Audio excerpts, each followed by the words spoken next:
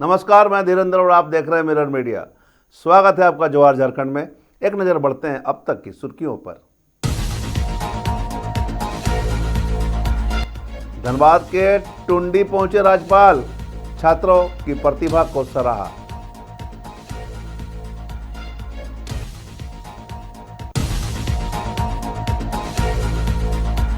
कुप्रथाओं पर कड़ा प्रहार, रामगढ़ में डायन और बाल विवाह के खिलाफ उठी आवाज, प्रशासन ने लिया जड़ से मिटाने का संकल्प।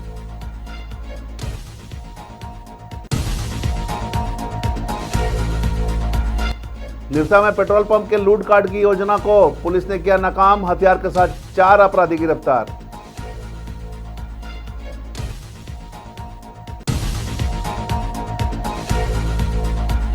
थाने से 500 मीटर दूर सब स्टेशन में बड़ी चोरी, कथारा में फिर उड़ाया गया ट्रांसफार्मर कॉइल।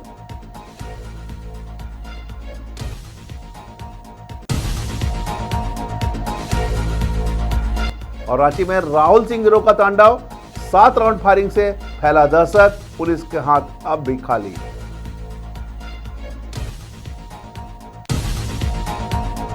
अब खबरें विस्तार से।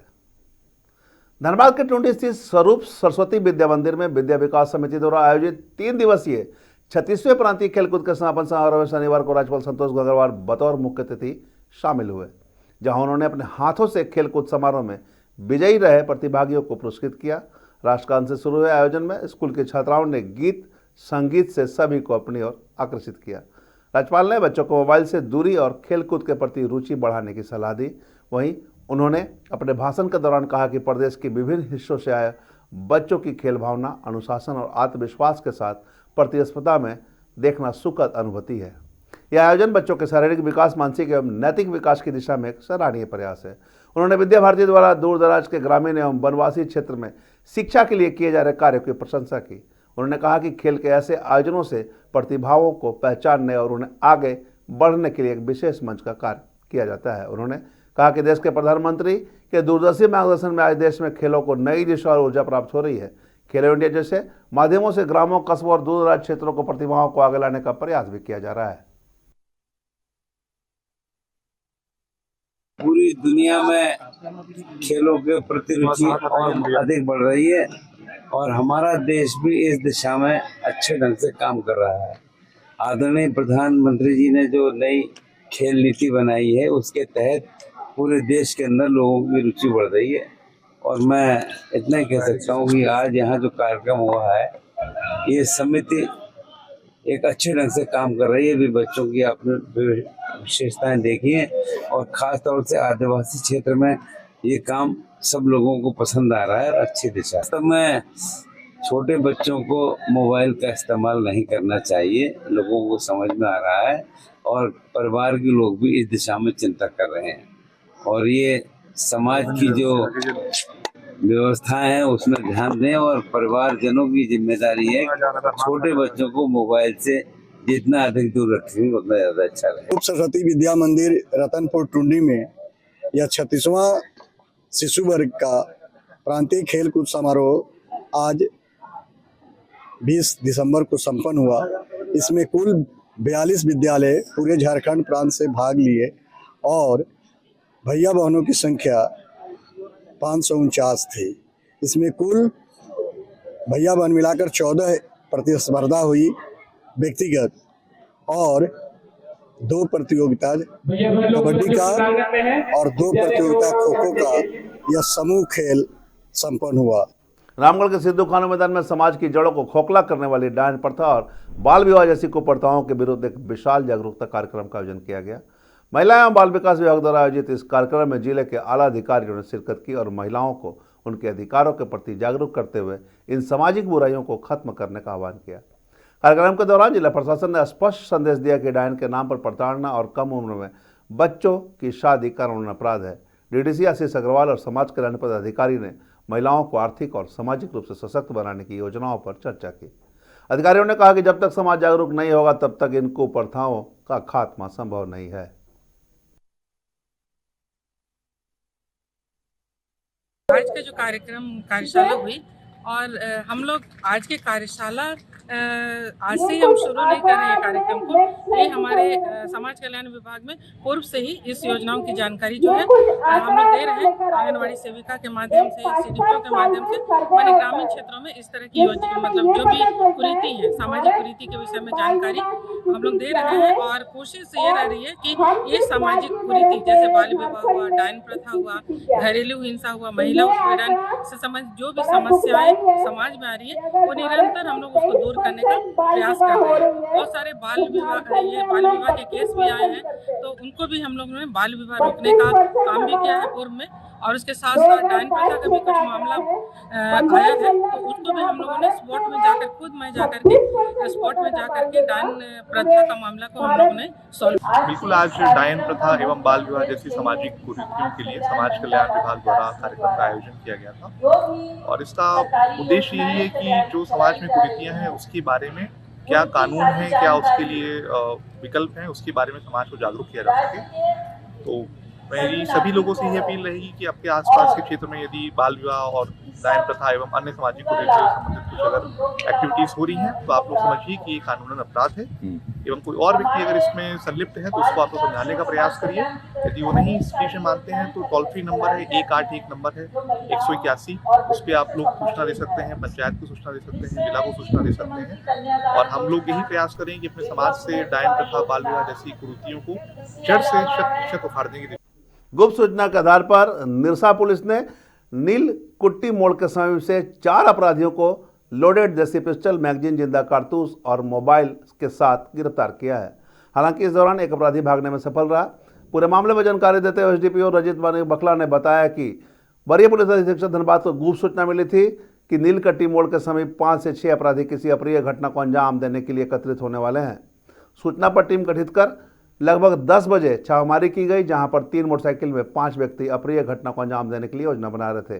पुलिस की गाड़ी देखते ही सभी मोटरसाइकिल लेकर फरकने लगे, जिसे खदेड़ कर पकड़ा गया। लेकिन एक अपराधी अंधेरे का फायदा उठाकर भागने में सफल रहा।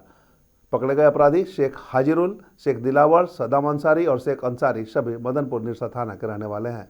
जो व्यक्ति भागने में सफल रहा उसका नाम शेख डालिम है, वह भी मदनपुर का ही रहने वाला है। पूछताछ में सभी अपराधियों ने बताया कि निरसा में किसी पेट्रोल पंप में लूटपाट की योजना बना रहे थे। दिनांक 19/12/2025 को करीब 8:30 बजे रात में वरीय पुलिस अधीक्षक महोदय धनबाद को गुप्त सूचना प्राप्त हुई थी। कुछ लोग 5-6 आपराधिक किस्म के व्यक्ति अवैध हथियार के साथ किसी अप्रिय घटना को अंजाम देने के लिए क्षेत्र में घूम रहे हैं। हमारे निरसा पुलिस अनुमंडल क्षेत्र में नीलकुटी मोड़ है, एमपीएल थाना, एमपीएल ओपी क्षेत्र अंतर्गत निरसा थाना का। तो उसमें जो सूचना मिली सर को, उन्होंने निर्देश दिया मुझे एक टीम का गठन करने के लिए, जिसमें टीम का गठन करते हुए मेरे नेतृत्व में एक छापामारी दल ने भेजा, जिसमें करीब 9:55 के आसपास में नीलकुटी मोड़ के पास जब टीम पहुंची तो देखा गया कि 3 से 4 मोटरसाइकिल खड़ा था और 5 व्यक्ति करीब अपराध की योजना बनाते हुए कुछ योजना बना रहे थे। तो पुलिस को देखते ही वो लोग हड़बड़ा गए और बाइक वगैरह छोड़कर वो लोग भागने लगे। तो खदेड़ कर कुल 4 व्यक्तियों को हमारे पुलिस बल के द्वारा पकड़ा गया। जो हमारी टीम है उसने अच्छा काम किया, इसमें पकड़ी है उनको। एक व्यक्ति जो उसमें से छिटक कर भाग पाने में, अंधेरे का लाभ उठाकर वो भाग पाने में सफल रहा। बोकारो जिले के कथारा 4 नंबर सब स्टेशन से एक बार फिर ट्रांसफार्मर का कॉइल चोरी होने की घटना सामने आई है, जिससे पुलिस की सुरक्षा व्यवस्था और दांव पर सवाल खड़े हो गए। जानकारी के मुताबिक करीब 1 दर्जन की संख्या में चोर सब स्टेशन परिसर में घुस आए। चोरों ने ड्यूटी पर तैनात सीसीएल कर्मियों को एक कमरे में बंद कर 300 के बीच क्षमता वाले ट्रांसफार्मर का कॉइल निकाल लिया और फरार हो गए। हैरानी की बात यह है कि यह सब स्टेशन कथारा ऑफिस से महज 500 मीटर की दूरी पर स्थित है। बावजूद चोर बेखौफ होकर वारदात को अंजाम देकर निकल गए। बता दें कि हाल ही में बोकारो पुलिस ने ट्रांसफार्मर कॉइल चोरी गिरोह के उद्भेदन का दावा किया था, लेकिन कथारा की ताजा घटना ने उन दावों की पोल खोल दी। लगातार हो रही चोरी से बिजली आपूर्ति प्रभावित होने के साथ साथ इलाकों में दहशत का माहौल है।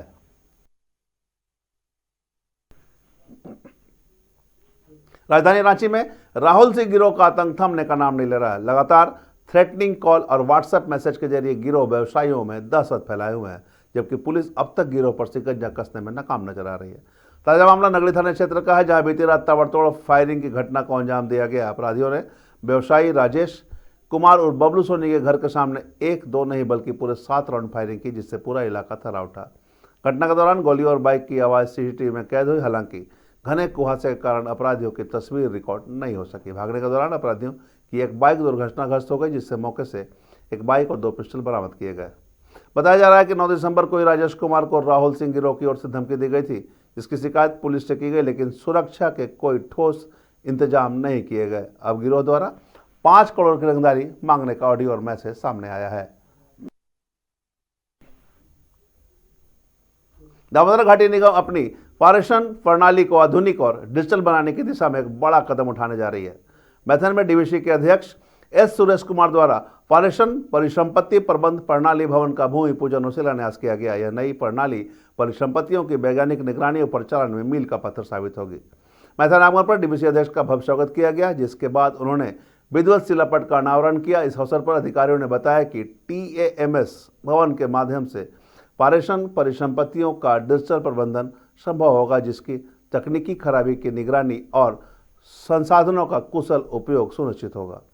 कार्यपालक निदेशकों ने इस परियोजना को डीवीसी की दीर्घकालिक रणनीति का हमेशा बताया। इससे न केवल कार्यक्षमता बढ़ेगी बल्कि बिजली पारेषण की सुरक्षा और विश्वसनीयता में भी उल्लेखनीय सुधार होगा। कार्यक्रम के दौरान डीवीसी के तमाम वरीय अधिकारी और कर्मचारी उपस्थित रहे, जिन्होंने इस तकनीकी उन्नयन को संस्थान के लिए एक बड़ी उपलब्धि बताया।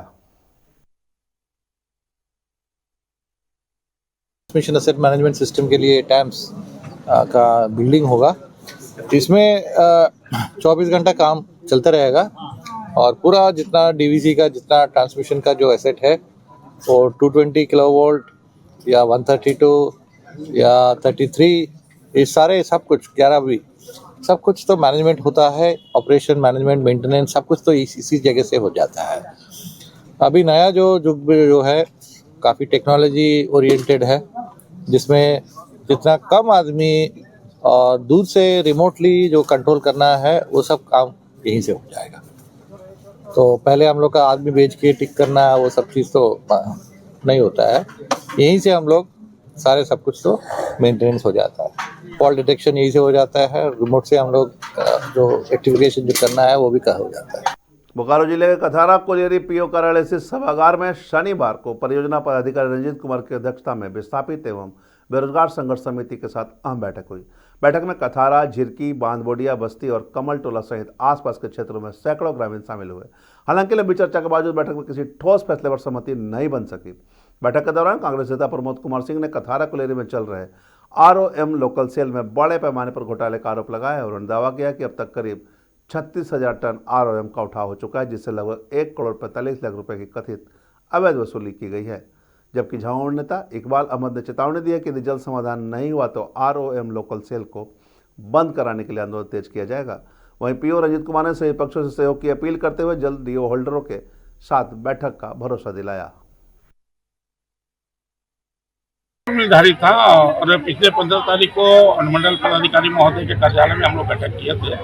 जो मांग पत्र हम लोगों ने सौंपा था उसका आलोक में SDO साहब बैठक बुलाए थे और उनकी इस पहल का हम लोग स्वागत भी करते हैं। लेकिन उन्होंने वो 19 तारीख को आज का एक बैठक रखा था, क्योंकि वो मांग पत्र पे जो प्रबंधन के लोग गए उसमें कुछ लोग कुछ अपनी अनिभिज्ञता जाहिर कर रहे थे। तो उसको समझने के लिए और सकारात्मक दिशा में पहल करने के लिए उन्होंने समय दिया कि आपको 2-3 दिन का समय देते हैं और 19 तारीख को फिर हम लोग बैठेंगे। नए साल का जश्न इस बार देवघर के जसीडीह में बेहद खास होने वाला है।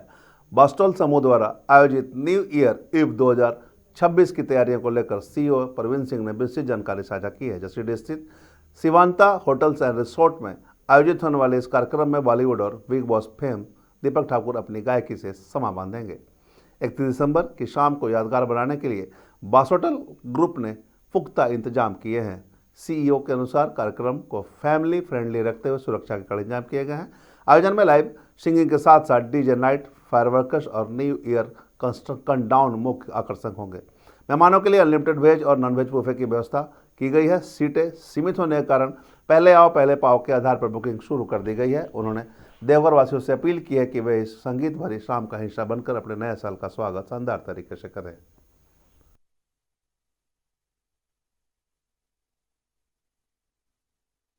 देवघर में हम पहली बार एक न्यू ईयर इवेंट का प्लानिंग कर रहे हैं, जो कि शिवांता रिजॉर्ट देवघर में रहेगा।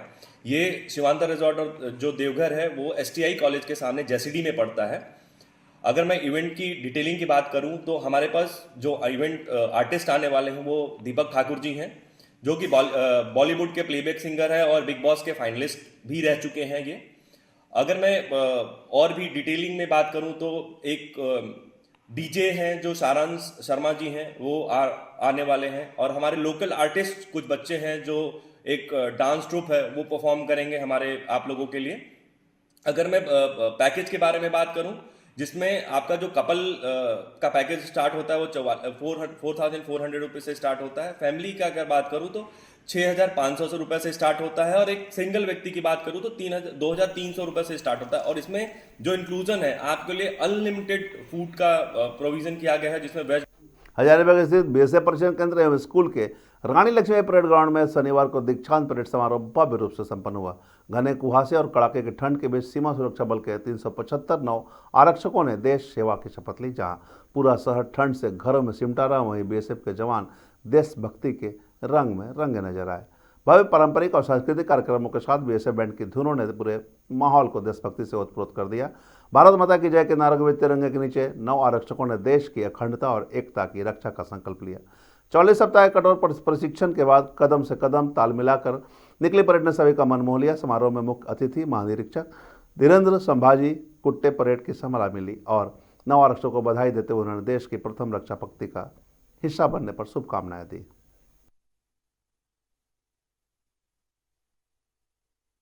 राष्ट्रीय आपदा की घड़ी में आप ये भी आपकी काफी अहम भूमिका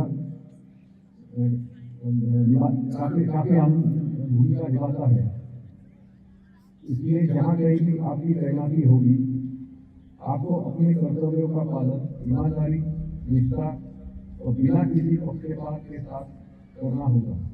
ये खुशी का बात है, आज हमारे घर का सदस्य सेना में, आज सीमा सुरक्षा बल में आज उसका पासिंग आउट परेड था। बहुत ही गर्व की बात है जो देश की सेवा के लिए मौका मिला और हमें यहाँ पर आने का भी मौका मिला, साथ में POP परेड देखने के लिए। मतलब जिला बल से रसोईया में है और बेटा आज BSF में ज्वाइनिंग करके आज परेड देखने आए थे। परेड देख के बहुत अच्छा लगा। नियम एफडी फंड घोटाले के बाद अब बोकारो जिले में 15वीं वित्त आयोग की राशि में बड़े घोटाले का मामला सामने आया है। मामला कसमार प्रखंड का है, जहां 15 योजनाओं में करीब 40 लाख रुपए की गड़बड़ी का आरोप लगा है। आरोप है कि फर्जी लाभुक बनाकर राशि लाभुकों के खाते में भेजने के बजाय सीधे निजी एजेंसियों के खाते में ट्रांसफर कर दी गई है। हैरानी की बात यह है कि सरकार के दिशा निर्देशों का अनुपालन नहीं करके जहां 60-40 के अनुपात में भुगतान होना चाहिए था, वहीं करीब 90% राशि एजेंसी को दे दी गई।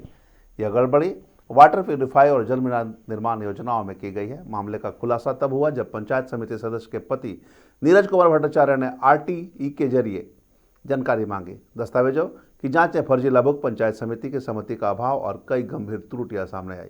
आरोप प्रखंड विकास पदाधिकारी नम्रता जोशी पर लग रहे हैं। मामले को लेकर निगरानी ब्यूरो समेत जिला प्रशासन से जांच की मांग की गई है।